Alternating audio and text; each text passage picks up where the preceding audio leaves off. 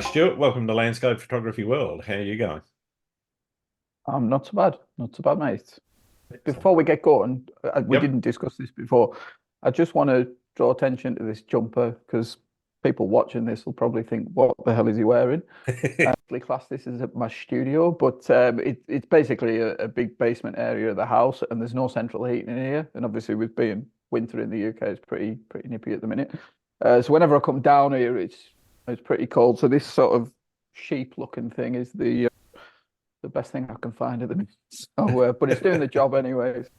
As long as it does the job, I think it's a good look, mate. It does, yeah. Yeah. All right. So, what does photography mean to you? Where did the spark come from? What got you started? What's it mean to me? I think initially, probably not so much now, but initially it was escapism. Now I know that's probably not the most original answer, I would say, but it's very pertinent to my situation in that I got started in photography almost by accident a little bit. I don't have a kind of storied background of 20 years of shooting film and everything. Hmm. I came to photography pretty much by accident. I was going through quite a difficult period in my life about 8, 9 years ago now, where I was in a pretty, I wouldn't say a dead end job, but a job that paid well but drove me mad and Yep. had very poor sort of work life Sure. balance. And also, he's 11 now, but a young son at the time who was going through a diagnosis for autism. Mm-hmm. And I ended up stumbling into photography by chance a little bit, mainly as a escape route, because I started doing sort of mountain photography, bell walking, mountain walking, and Yep. hiking, and I just stumbled into taking pictures while I was on those hikes, which again isn't probably a the most original answer, but it's how I ended up getting started. I only took up the hiking really as an alternative to doing sort of hobbies and activities that I'd done in the past. I grew up doing an awful lot of competitive sport to quite a high level, and anything creative wasn't ever really on the radar. So when I got into hiking, I wanted to do something that was just completely removed from anything competitive, and Sure. getting out on your own up the mountain seemed like the best way to that. So anyway, the photography kind of came as a bit of a byproduct of that. I started taking pictures on my phone and then progressed to getting a better camera, and very quickly decided that I wasn't, probably partly linked to doing a lot of competitive sport when I was younger, was that I was very quickly not happy with just taking snapshots of things. I wanted to actually see if I could improve these pictures. So yeah, I guess photography in in the early part especially was escapism for me, and it still is to an extent, although obviously I do it full time as a job now, Sure. so the meaning of it has changed a little bit, but I would say at the root of it is escapism. Okay. And you talked a little bit about that wanting to improve. Was that where you started to think about it as a form of artistic expression and something that you wanted to express yourself in, or was it still just trying to improve the quality of the image and the quality of the documentation of the environment that you were seeing? Probably a bit of both. Hmm. I think on a conscious level, the kind of just the nuts and bolts of learning to take a decent picture was there. But I would say probably subconsciously, yeah. I think there was probably an artistic side of it that I perhaps wanted to get out. Certainly in them early days where, I definitely felt going out up into the hills and getting away from it all was, as I say, that escape element of it. And the taking pictures was probably my way of getting out some of the, I guess, some of the stress and some of the things that I was feeling at the time. So Sure. probably actively in my mind not thinking about that, but I think on a subconscious level, yeah, definitely it was probably part of it, I think. Yeah. Okay. And what motivates you now? Obviously, turning it into your job, there's the financial aspect of it, but clearly there's an artistic motivation behind it. What is that? What does that look like for you? I think I'm very fortunate in that I live in probably one of the most photogenic areas in the world in the Lake District, and I have this abundance of beautiful landscapes on my doorstep. And I think going back to what I was saying about doing competitive sport when I was younger, I had all that on my doorstep, but I just completely neglected Sure. it. I had literally no interest in it at all. I actually used to make a little bit of a joke about it in that because I live in a sort of semi-rural area. To get to any of the major, I know this is a long-winded way of answering this, but to get to any of the major motorway networks, you have to drive about an hour and a half just to get out of the mountains, basically. And I Yep. used to joke that I wish they would just drill a tunnel through them like they do in Switzerland, so you could get to the motorway quicker. But yeah, having all that on my doorstep, and having I just neglected it all my life. I guess now it's a case of wanting to just really embrace that and catch up with lost time a little bit Mm. in some way. So yeah, that continues to motivate me now, even with doing it as a job. In that I'm just, without wanting to get too sort of romantic about it, fell in love with my local area all over again, Yeah. and that's what keeps driving me forward with my photography is trying to find new takes, new angles, new areas, yeah, of the Lake District that I've not done before. And it's a relatively small area, so even though on a map it looks quite tight and contained, there's so much still to explore with it. So yeah, I guess just falling in love with your local landscape probably Yeah. drives me forward. I guess having all of those iconic locations on your doorstep, do you ever get the feeling of wanting to bust out of that, or you mentioned that there's still plenty to explore. Is there any desire though to get out and about and do other things?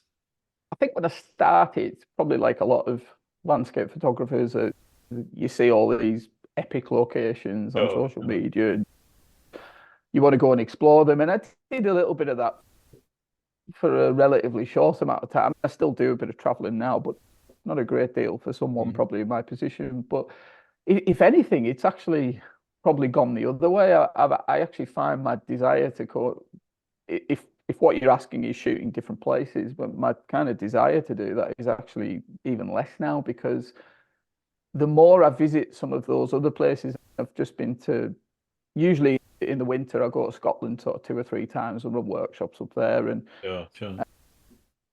but every time I go there, I'm always reminded that unless you can, it's just my opinion, but if you unless you can really spend an awful lot of time there and immerse yourself into that landscape and get to know it intimately, it's very hard to build up a sort of really unique, compelling body of work. You end up inevitably going to the same places that everyone else does, even if you're trying to put your own spin on it or whatever.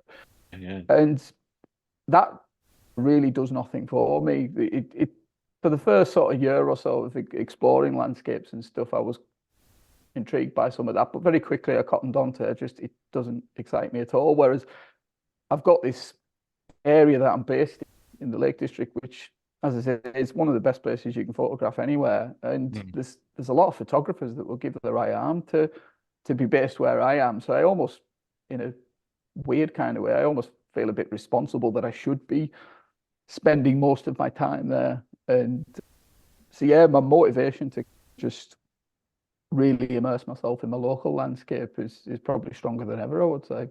Yeah, yeah. Having visited the Lake District myself, I think you're absolutely right.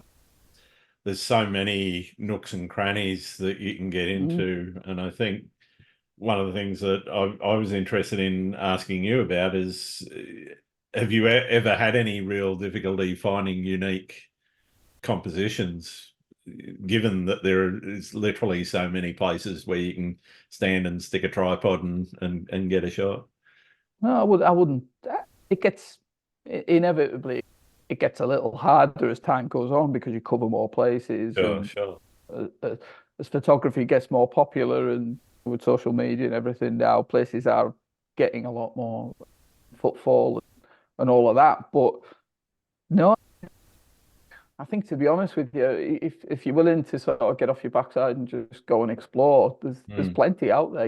You don't have to go all that far off the kind of beaten track, really, any not just the Lake District, but anywhere to find something fairly unique. But it does require a level of graft that quite a lot of photographers often aren't willing to put in. But if you're like me and you're based in that place rather than having to drive to it constantly, Yeah. then that obviously helps. So no, certainly don't struggle, I would say. No, excellent. And where are you on the spectrum of hardcore planning to more spontaneity in your photography? Are you someone that spends hours and days poring over your ordnance survey maps to say, all right, if I take this trail, I'll end up there and I'll get this particular shot? Or are you more, okay, I'm out today, there's a path, let's follow it? I'm probably somewhere in the middle of that, to be honest. I'm definitely not a massive planner. I think when I started, you would really go into a lot of detail of what this particular place is going to look like at this exact time and all of that. And Sure, sure. very quickly I cottoned on to just that's a very low percentage approach to photography, and it didn't really attract me at all. So I do a bit of planning into.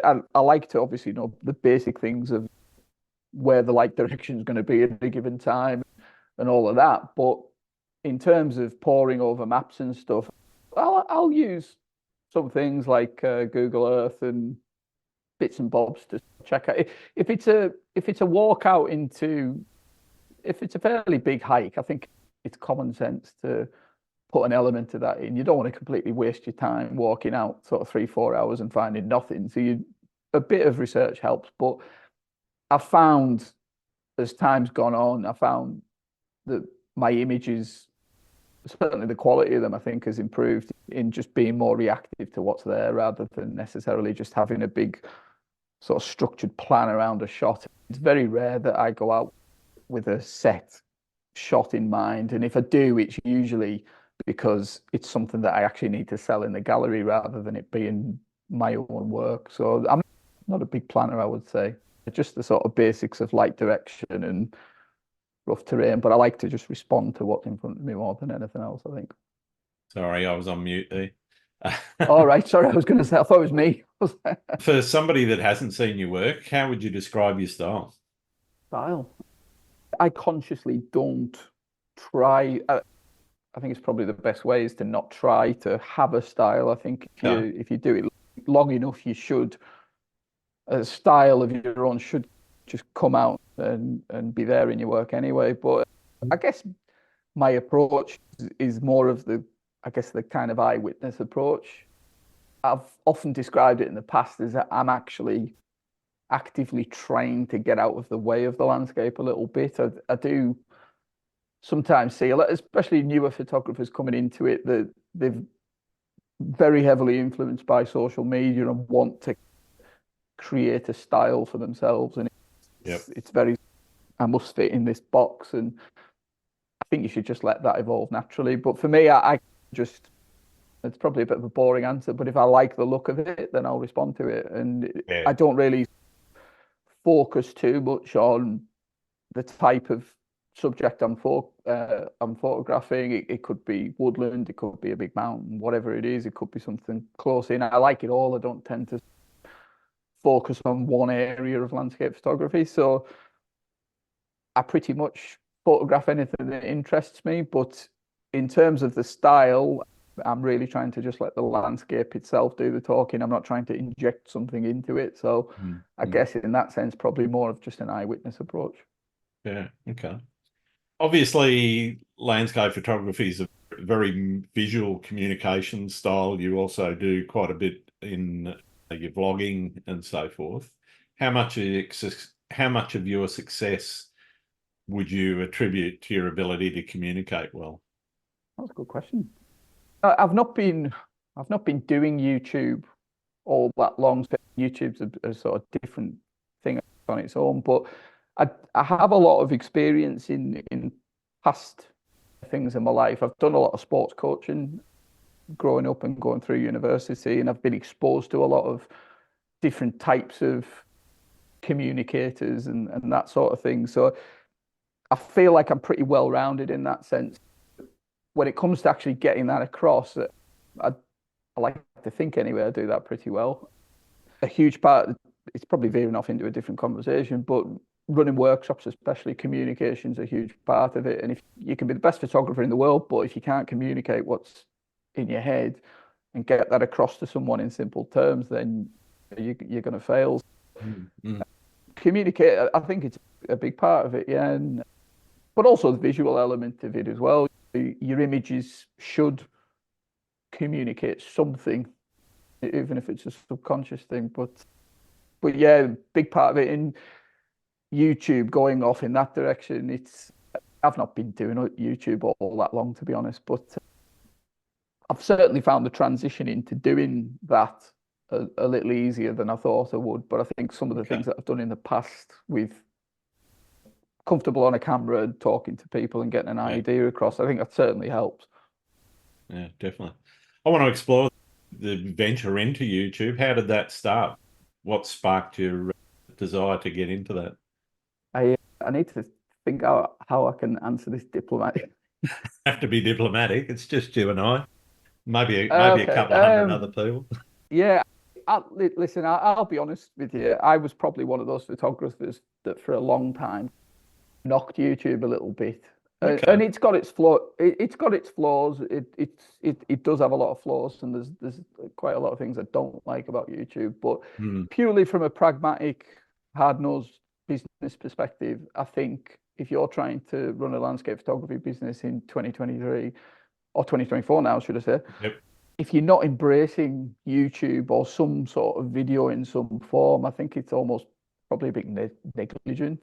And I could see what's been coming with YouTube for a long time, and I think I've probably missed the sort of the big wave of it that happened years ago. So in that sense, the kind of the money train on YouTube has probably left me a long time ago. But I think you need to be yeah. But I think if you're doing it full time, I think you need to be on here, to be honest. And it's not for everyone. I know a lot of absolutely first class photographers that probably will never be interested in doing YouTube, or probably wouldn't do it very well because they can't communicate on a camera. And for me, my motivation was mainly business orientated, to be honest.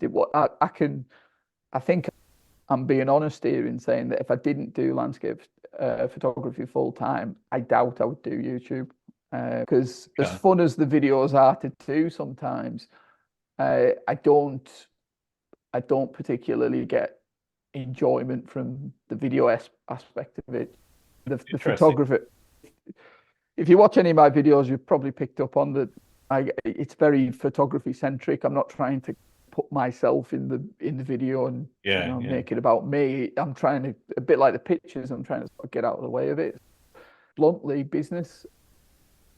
I think it's just the way the world is now. It's not just photography, it's everything. If you're not embracing some element of video in your business, you're potentially missing out on quite a big audience. And the younger generation of landscape photographers coming up behind us now have grown up with YouTube. This is where they come to now for all the information. So yeah, it's driven by that, I would say. Yeah. It's certainly where I learnt a lot of my photography, the digital photography, and certainly editing. Most of my editing comes from, I did have a little bit of a background with some web development, which meant that you got into a little bit of Photoshop to play around with some graphics just so they scaled correctly and all that sort of thing. But yeah, I learnt most of my photography skills, I think, from YouTube. And I've always said on this podcast, it's like a university. You can pretty much learn anything you want now. Oh yeah, it's as a resource. I think it's fantastic, and Yeah, that side of it, I've always said whenever anyone's asked my opinion on it, I think as a go-to resource for anyone start at whatever level, to be honest. But there's pretty much anything that you want to find out, it's there pretty much, isn't yeah. it? And It's sorting the you wheat know, from the chaff, so a little bit there, though. But yeah, and that's one of the flaws of it, isn't it? But you've just got to yeah. let hopefully the audience will do that. But yeah. So I obviously want to get into the business side of things, but before I do that, I'm interested in a little bit more about the work that you've done to build up that set of skills. We just talked about using YouTube as a learning resource. What other learning resources have you used to bolster your skill set? I mean, for YouTube, I never used YouTube from a learning perspective so much.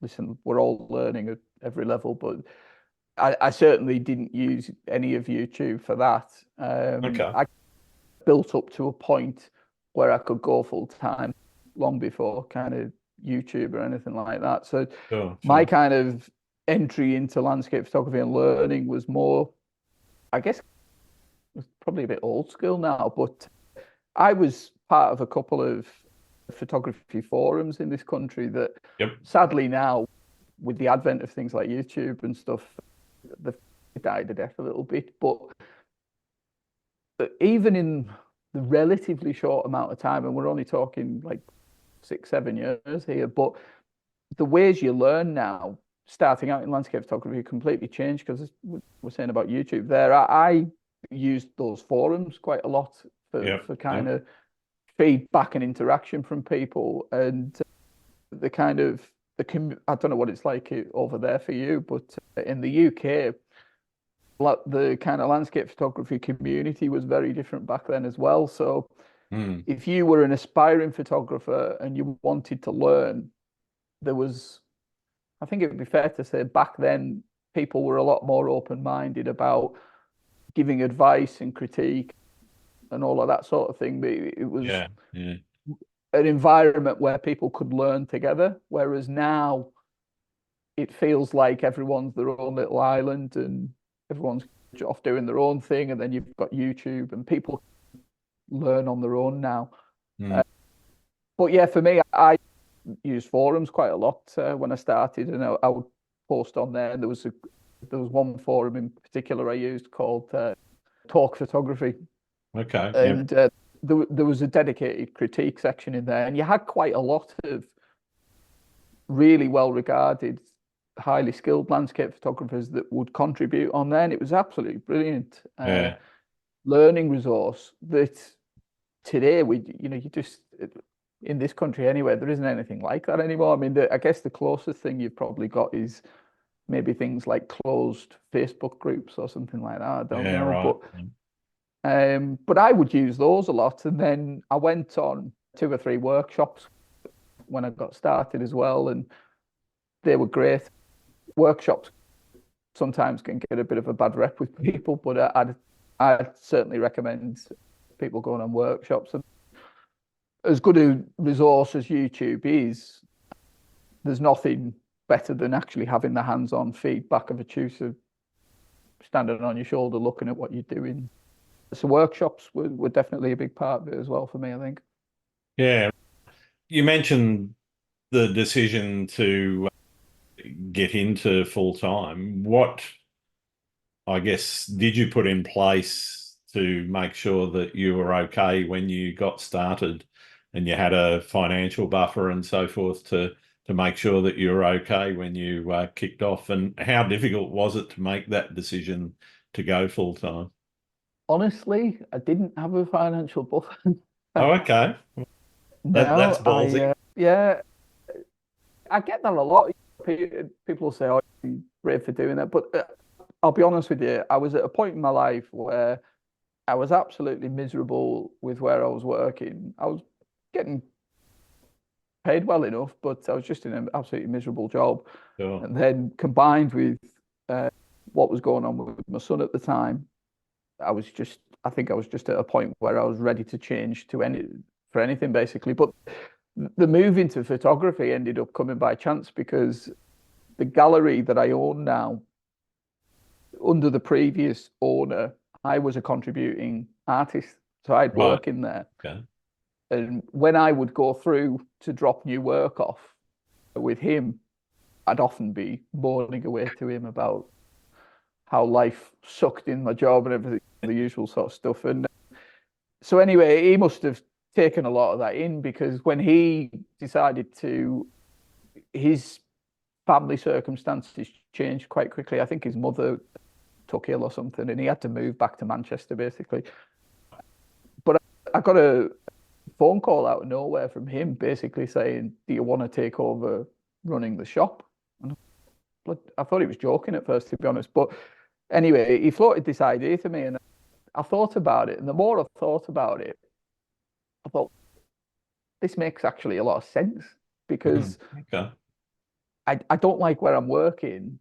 I can basically, as long as I've got enough faith in the quality of my work and I can sell it, you've got a ready-made business there in a tourist town that gets an awful lot of footfall. So in that sense, it made a lot of sense, and it just came at the perfect time for me. I was very fortunate in that sense, in that just a lot of things had to align for me to do that.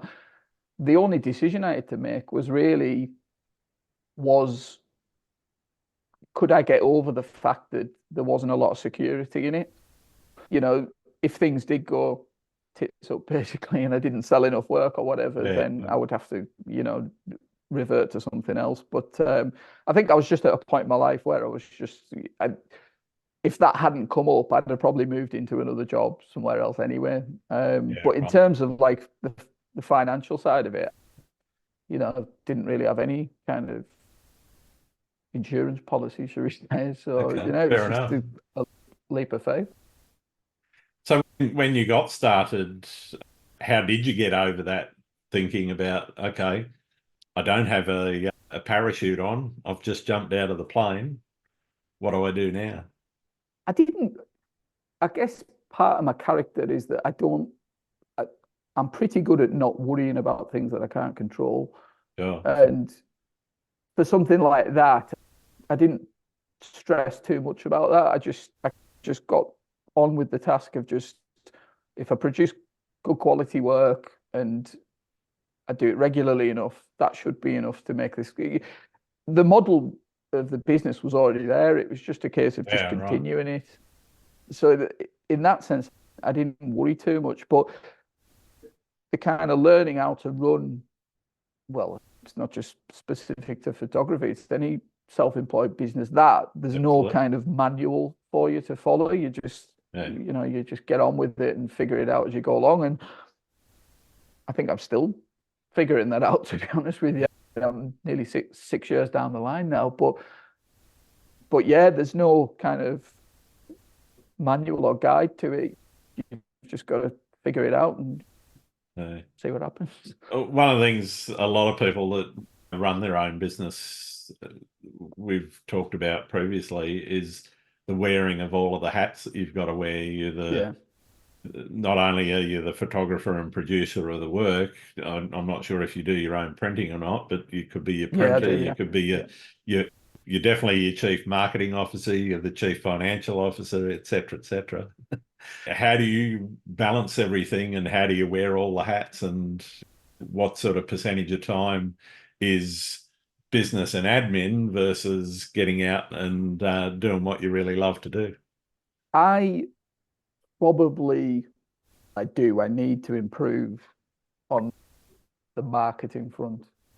I've got probably a bit of an old school mentality, and it's maybe a bit naive in the modern world, to be honest. But I desperately want just the work to do the talking for me, and Sure, if sure. I can fit marketing and promotion and whatever around that, then I will, and I can do that now. But I think going forwards, the kind of the marketing and all of that. And YouTube's kind of part of that because it's very visual, isn't it?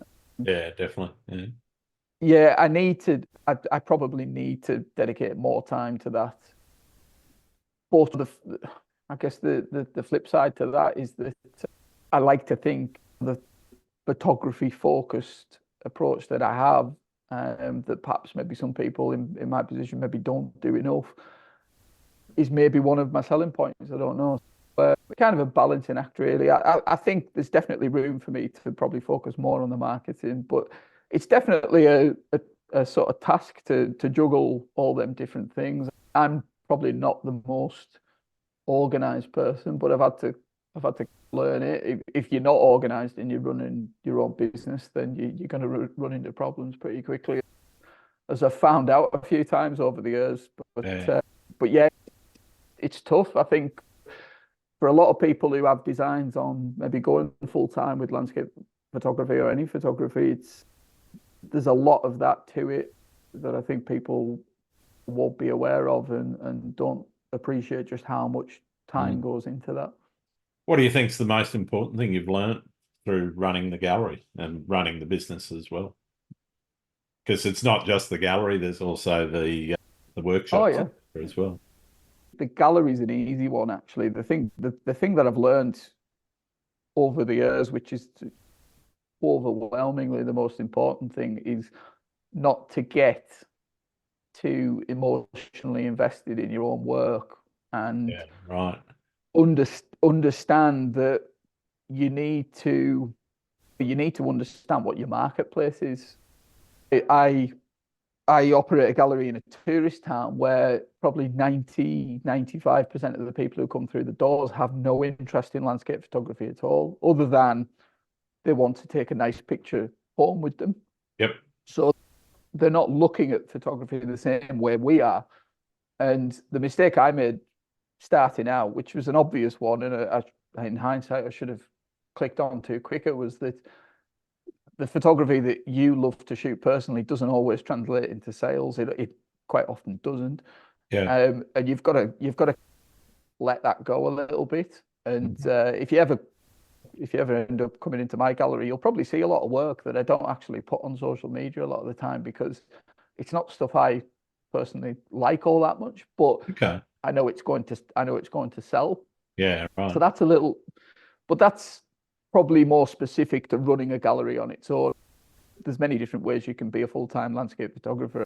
Mine is based around the gallery. But yeah, that's the overwhelming thing with the shop. With workshops and stuff, the biggest thing I've learned with those is that not everyone who comes on, I think you were referring to workshops specifically, Yes. not everyone who comes on workshops is there for learning.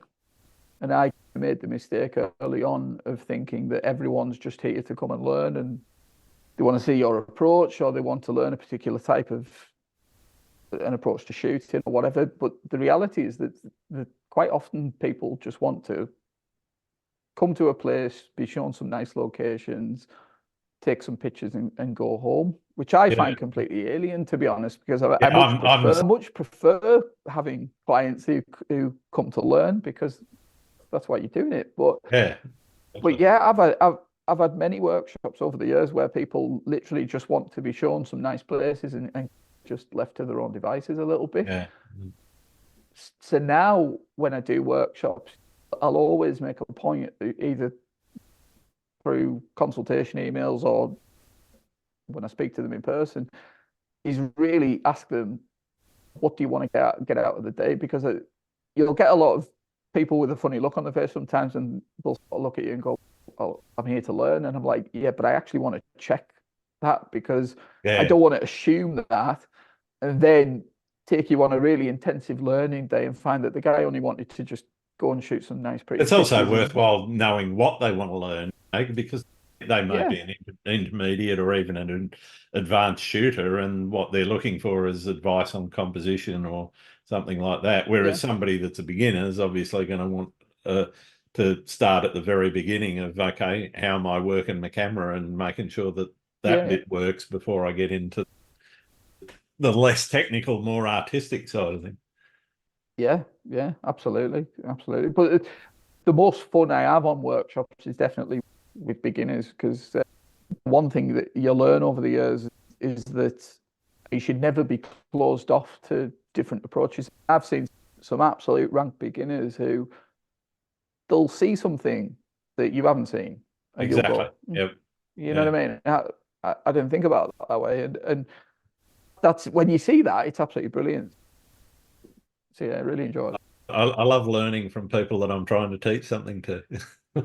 Yeah, that's it. But there's a technical side to photography that most you have to learn, but Yep. it's artistic. It's a it's it's a collaborative thing often, and yeah, if you can get a bit of that going both ways, then great. Very much. You mentioned I don't want to call it an issue, but that conflict between the stuff you like shooting versus the stuff you know is going to sell. How do you maintain that sort of creative vision whilst also catering to those more commercial side of things? Are you surprised by some of the images that sell commercially versus the ones that don't? I'm less surprised now. I think people are, after a while. I mean, as I said, I've been doing this in that shop now for nearly 6 years, and yeah, most people who are invested in landscape photography are fairly easy to understand in that respect. But for my own, for my own sanity, really, I kind of way I like to try when I go out shooting to either have a plan to go out and shoot specifically stuff for the gallery, or I'm just going out to shoot for myself. Sure, I sure. find if if I don't separate them and I end up on a shoot where the conditions are really good, and then I'm thinking, oh, I actually really need to be thinking about getting a shot for the gallery.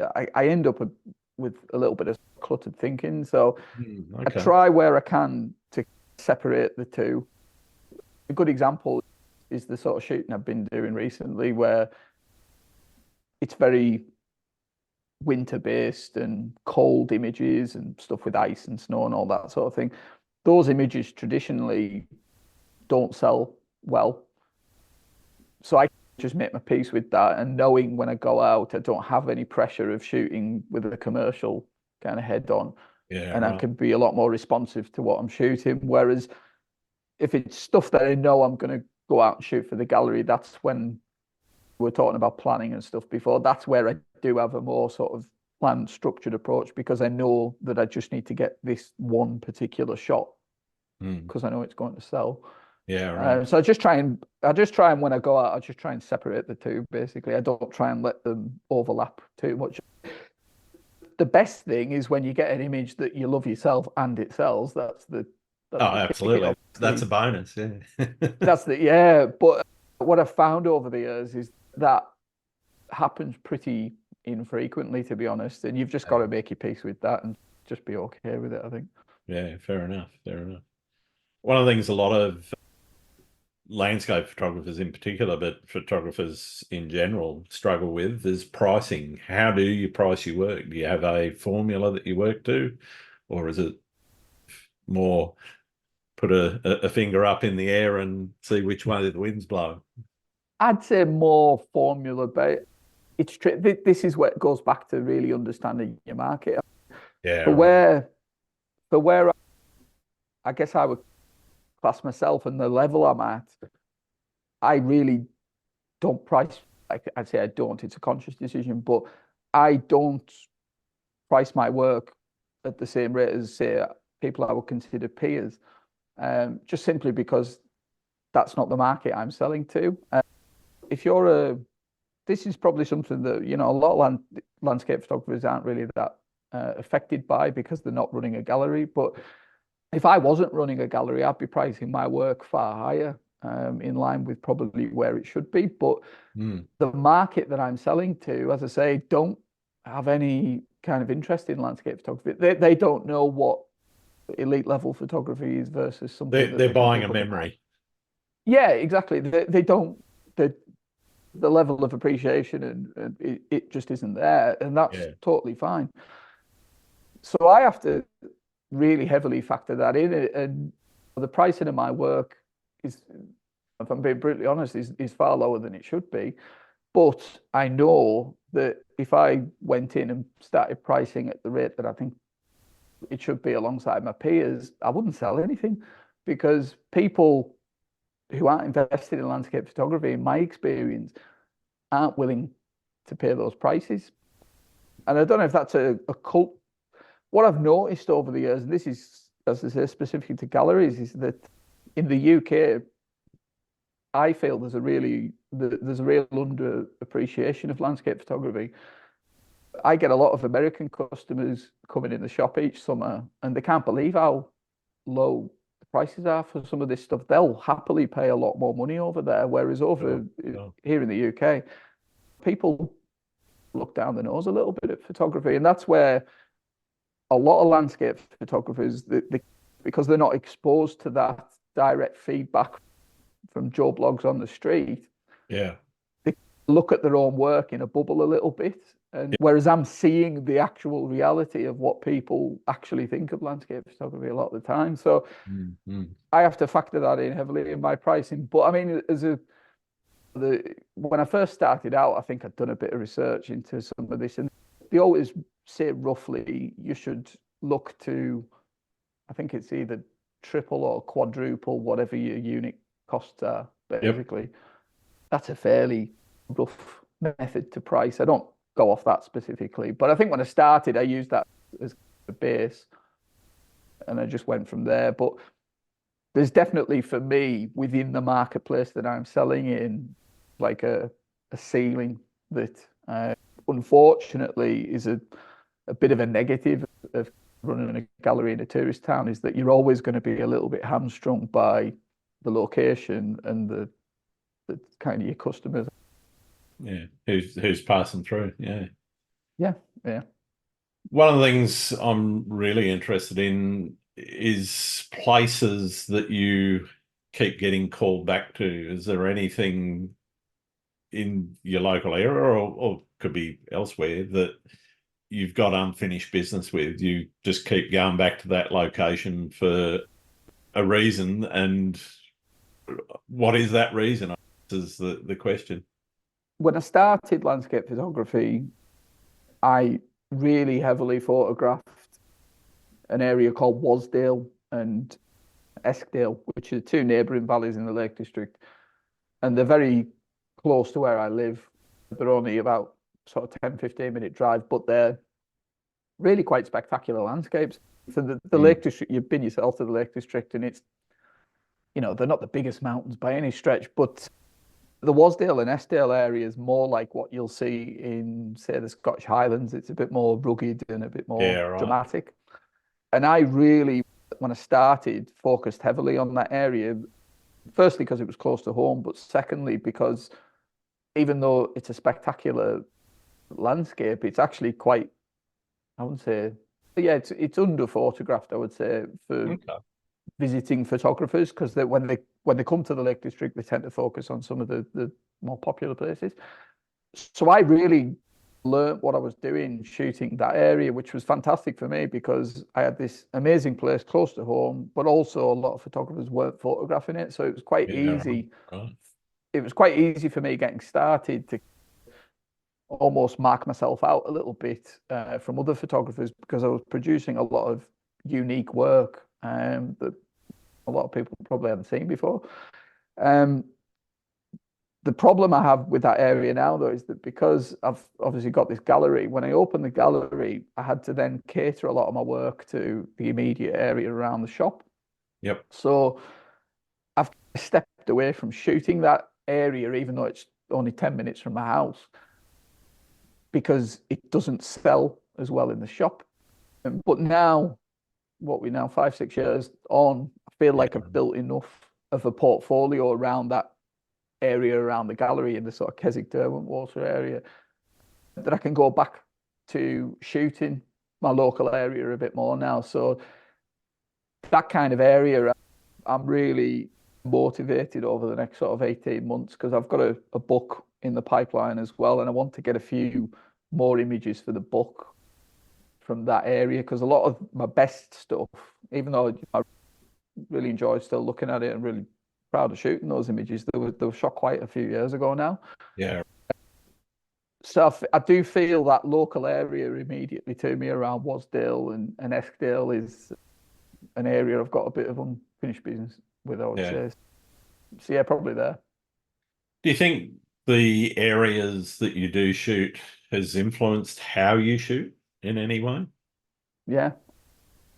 That area initially, because it's a very rugged landscape and it's actually quite close to the coast. So you're only 10 minutes drive from the sea there. So it's very influenced by the coastal weather that comes in and then hits the mountains, and it's got its own little sort of microclimate a little bit. So I was very drawn initially to shooting more changeable weather, dare I say miserable weather, to be honest with you. But I really enjoyed the challenge of trying to create unique images in what you would normally class as kind of subpar conditions, because Yeah, right. ultimately that's not just the Lake District, but most places is that the reality is 90% of the time you are going to get suboptimal conditions. It's what you can do with them that kind of will mark you out. So yeah, I guess my sort of preferred style or conditions to shoot in would definitely influence by the area immediately around the shop, the sort of Derwent Water area around Keswick. It's a much prettier landscape. It's a lot gentler. It requires a different approach. It suits more serene type imagery, which are nice, but they don't do an awful lot for me.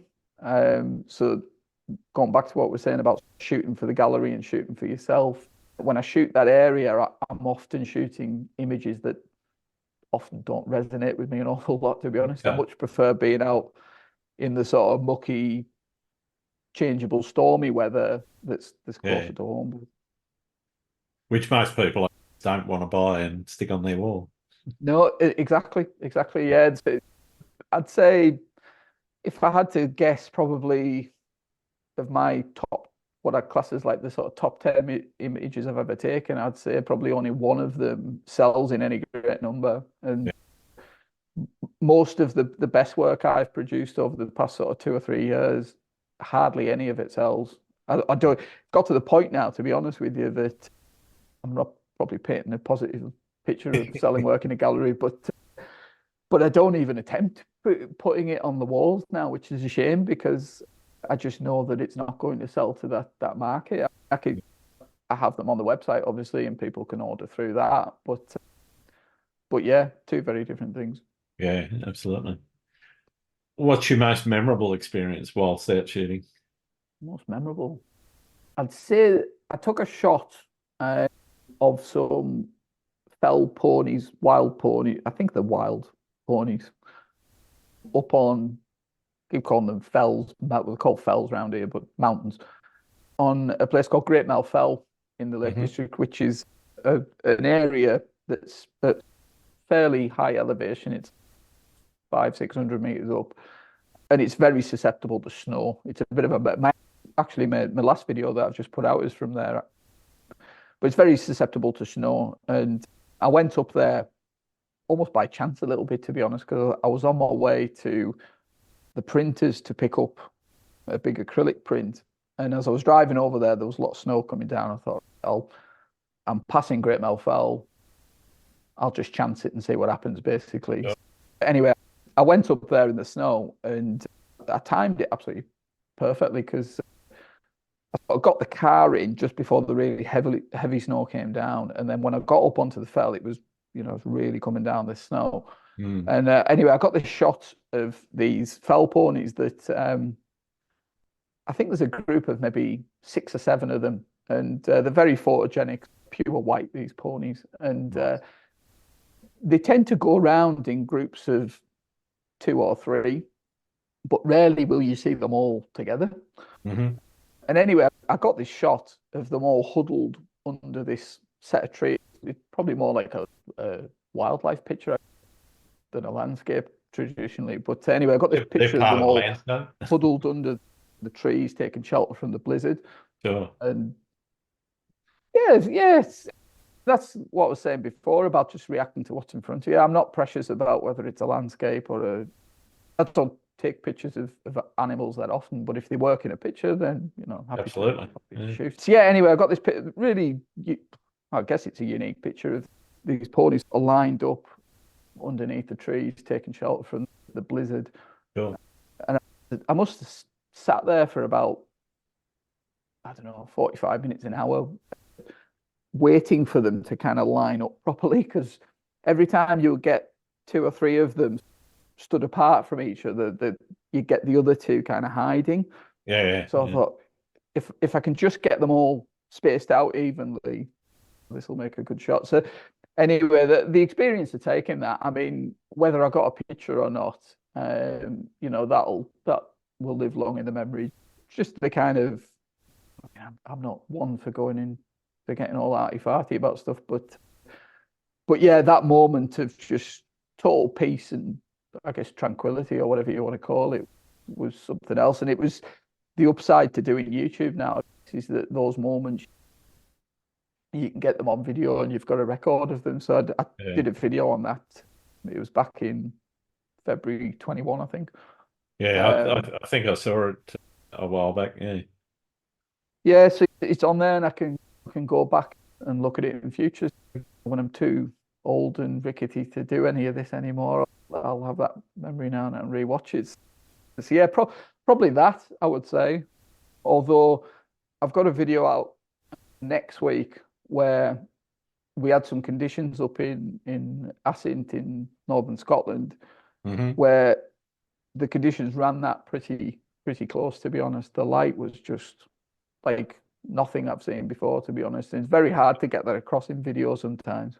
Yeah. So yeah, probably that one, I would say. Yeah, sounds wonderful. What about horror stories? Have you had any dramas? Horror stories. Okay, I'll try and. I wasn't going to say this, but I don't think the guy who involves in this would be watching this. I had one interesting workshop once, which I wouldn't say a nightmare, but it was just absolutely bizarre. I had a workshop with a guy where he'd basically got me booked to take him to set locations, a bit like what we're saying about he wasn't there for the learning, he was just there for just wanting to be taken to some nice places. So anyway, it was him and his partner, and he was really specific about wanting to go to this specific location. I was like, yeah, it's no problem, I'll take you there. Anyway, I goes to this location and there's another, it's quite a popular location, this, I won't say which one, but there was another photographer there, and this photographer had actually recognized me from doing these YouTube videos. So it's always a bit weird now, but he says, hi, how are you doing? I watch your videos. I said, oh, great, cheers, mate. How are you doing? Anyway, so I got chatting to this guy, and I've got these two on the workshop with me. And he says, oh, you're doing a workshop? I said, yeah, I don't want to get in your way or anything. And he was like, oh, no, because it's quite a tight space, this location where you're shooting at. So anyway, I'm having a chat to this guy, and my two workshop clients are just sort of getting set up and everything. And anyway, there were a couple, and this one guy is working on a composition. We're talking through it, and this, that, and the other. And he looks to me and he says, this is where the magic happens. And I thought, what? Little did I know, his partner had gone off into the trees. It's the most bizarre thing. Partner had gone off into the trees, and she started stripping off. Okay. And I was thinking, what? And he's going, yes, this is where and I'm like, what on earth have I got myself into here?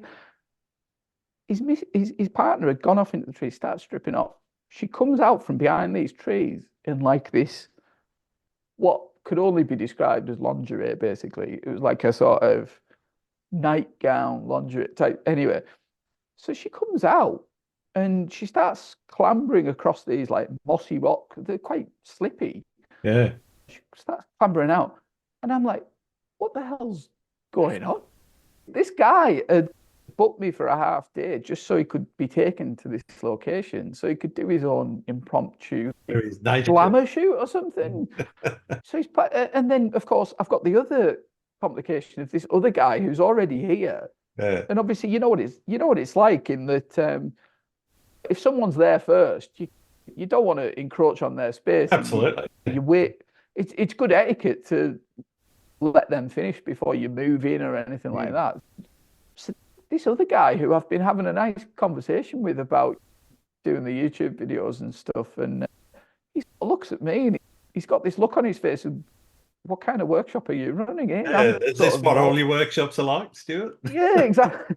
So I'm sort of mortified, and I'm like, what on earth is going? So I, I looks to the other guy while this.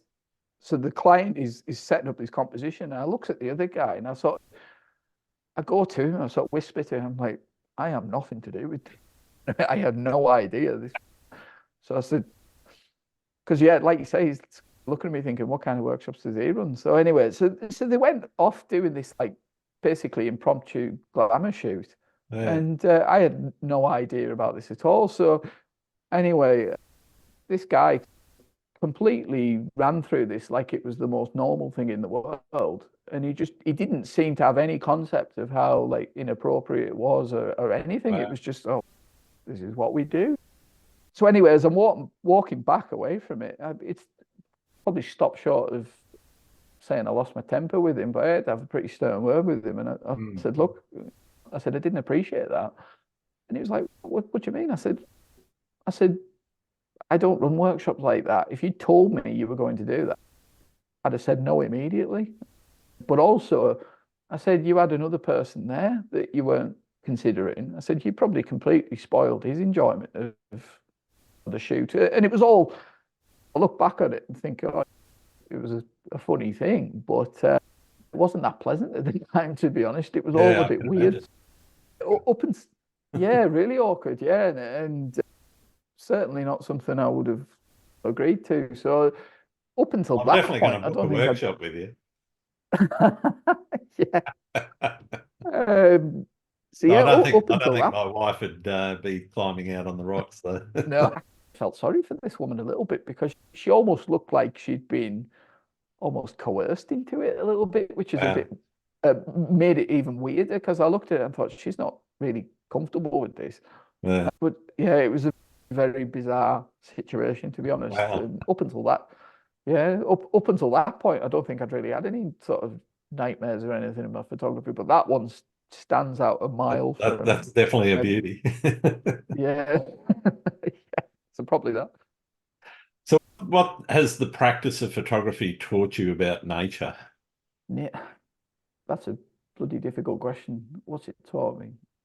From my own perspective, it's taught me an awful lot about patience. But nature, it's I think if you're not invested in photography and you've no interest in it, for years I would have just I played an awful lot of golf in my life, and I'm very fortunate. I've got back into playing golf now actually, and been very fortunate in playing on a golf course that's very photogenic and there's some beautiful landscapes around Mhm. it. And I would have spent so much time on that golf course with my eyes closed, not to what's around me and not taking any of it in it, and it Yeah, can just sure. completely it can completely pass you by. And until taking up photography, that was definitely the case for me. I just no idea about what nature's capable of, and some of the things I saw in Scotland last week with the conditions are just. I think the biggest thing I've learned is it just never ceases to surprise you. You feel like even doing what I do now, being out constantly in it, you get to a point sometimes where you feel like you've almost seen it all, which is not a good place to be, obviously, and I certainly don't think that. But you Yeah. Yeah. can sometimes feel like you're doing things on repeat a little bit. But every now and again, something like the conditions that we had in Scotland last week, just the quality of the light, and it's clear in the video, but we had a two 3 day period there where it was almost like, I don't shoot infrared, but it was almost like walking into a landscape that had just had an infrared filter put across Yeah, it, wow. and just the most bizarre color palette that I've ever seen. And I just spent two or 3 days just open mouth at it, and it was a good reminder that it never ceases to amaze you. There's always something changing with it. I guess that's the biggest thing for me, is that it's always changing. There's always something different to see, I think. Awesome. Have you ever hit a creative wall or a creative block? And if so, how did you handle it? And have you got any strategies or tips for people that get into that creative rut where they just don't feel it anymore? Yeah, I think so. I think I've definitely had that a few times. I'm pretty fortunate in that I don't, even though I do it for a living now, I don't get too bogged down in. You'll see a lot of photographers who have this kind of almost compulsion to just be shooting all the time. Yeah. I'm fortunate in that I've never really had that. I'm quite happy to put the camera down and just take a break if I need to. If I'm Hmm. not feeling particularly inspired, there's always another day, there's always another sunrise. Having, I guess, having a healthy perspective helps. I think sometimes it's hard to get that perspective, and that only really comes with experience, I think. Yeah. So that's definitely helped. But yeah, taking regular breaks, and also just don't be frightened to. It's an easy thing to say, be inspired by other people, but you'll get a lot of photographers who are quite inward looking, in that they don't seek out other types of photography to take in. Pick up a book, go to an exhibition, anything to freshen it up. I get a huge amount of inspiration and happiness from looking at other people's work and seeing how diverse it is. We're fortunate now. We live in an age with social media that there's always inspiration out there. I think you've just got to be open and receptive to it. So yeah, I kind of take quite a relaxed approach with it, to be honest. I think it's easy sometimes to get a bit tunnel vision with your photography and not be open to some of those things. Yeah, healthy dose of perspective, and I think taking the odd break now and again, and it should come to you. You shouldn't have to fight it too much. I think I always feel Yeah. like I do my best photography when I let it come to me rather than the other way. Yeah, I totally agree. Forcing it, I don't think helps get through the block in any way, shape, or Yeah, form. You're better off waiting until the feeling's there and off you go. yeah, exactly. What do you see as the future of photography, and what do you see as its biggest challenge facing photographers right now? There's an awful lot of chatter at the minute, isn't there, about AI? I'm less worried about that, I think, than a lot of people I see. I think the biggest challenge for photography is going to be continuing to show its value and merit.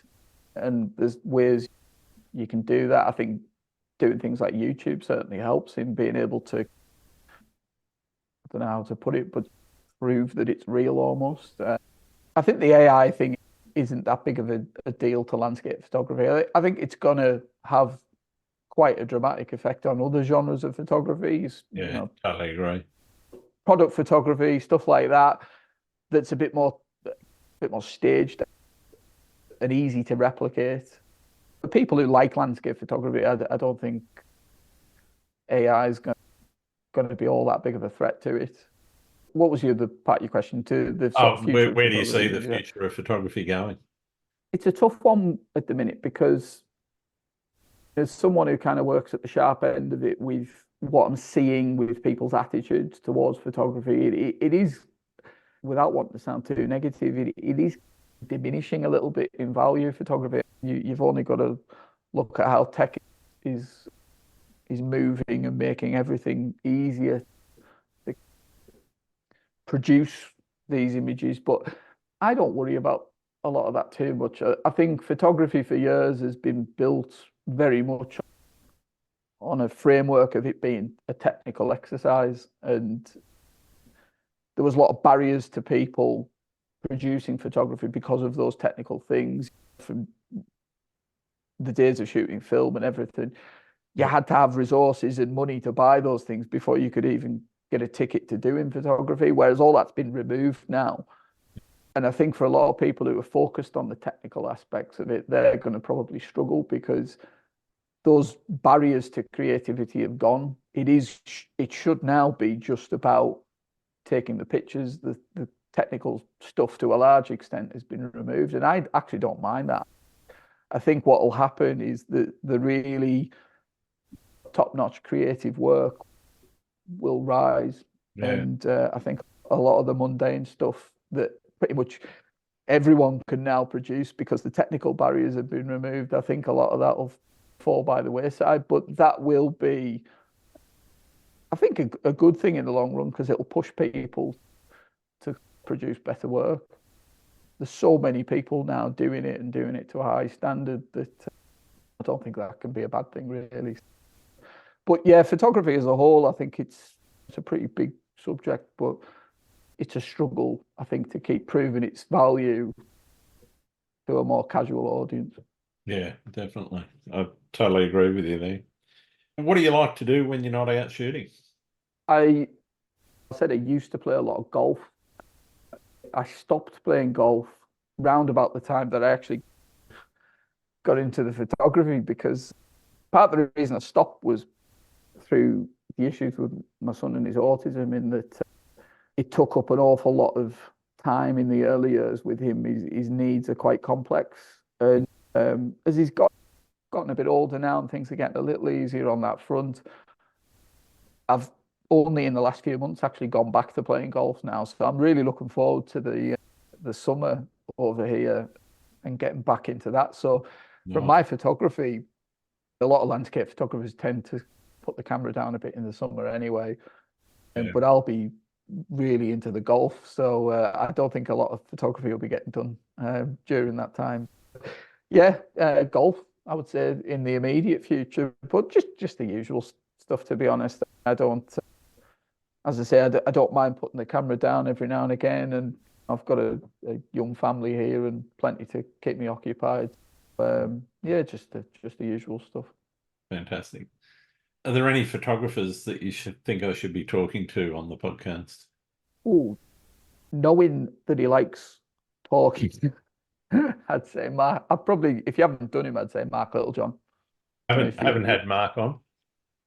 no, if you had I don't know if anyone suggested him to you or not, but I yeah, yes, Mark. I believe somebody did a few episodes ago.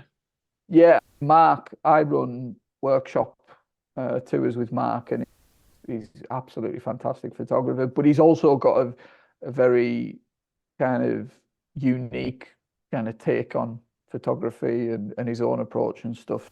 Where he loves a chat. I'd say probably Mark off the top of my head. I'm trying to think who else. There's so many, isn't there? But he'd be a good one, I think. Fantastic. All right. Thank you. I've got one more question for you, and for many Yeah. of my listeners, it's the most important one I ask. Do you like pineapple on pizza? Absolutely not. No, I don't get that at all. I think my missus likes pineapple on pizza, but oh God, no, absolutely not. No, can't think of No, anything worse. no Hawaiian for Stuart then. No, definitely not. Fair enough. All right. Well, it's been wonderful catching up with you tonight or today, your time. Where can people find your work? So the easiest place these days is probably if you go on YouTube and just search Stuart McGlennon. I'm on there. I've got a channel. My website is lensdistrict.com. Hmm. My gallery in Keswick's called Lens District Gallery. So yeah, lensdistrict.com. If you see me on Instagram, I'm just Stuart McGlennon on Instagram. I post quite a lot on Twitter as well, actually. If Twitter's a bit of a funny one because a lot of I talk to quite a few landscape photographers who don't actually use Twitter that much. It's called Yeah. X now, isn't it? But certainly in the UK anyway, for a long time there was quite a thriving sort of community of landscape photographers on X. So yeah, I'm quite active on there. Like I think my handle's at Lens District on there as well. So perfect. All right, thanks very much, Stuart. Great chatting to you. yeah, no worries, mate. Enjoyed it. Lovely. Thanks again for listening to Landscape Photography World. I hope you enjoyed the show, and keep listening because I'll be joined by some great guests in upcoming episodes. You can find my work in this podcast at grantswinburnephotography.com. I'm also on Vero, Twitter, YouTube, Instagram, Threads, and Facebook. I'm Grant Swinburne. Hope to see you out shooting soon.